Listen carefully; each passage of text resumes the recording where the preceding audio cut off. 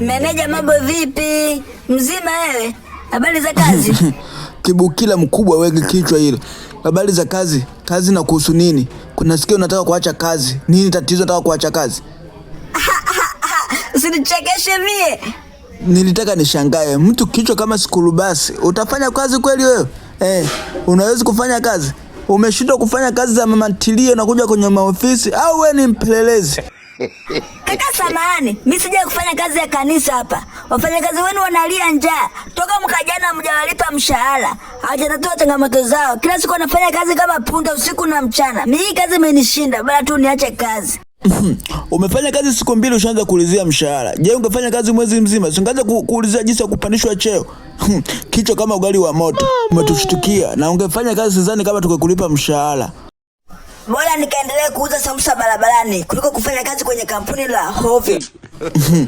Nani, tuachane na hayo nani. Unajua wewe ukiachana hiyo komwe ni mrembo sana. Ila ukiweka na hiyo chuku tunakuwa mrembo zaidi. Ila mimi nimekupenda hivyo hivyo na siwezi kuishi bila wewe. Naomba nikubalie basi.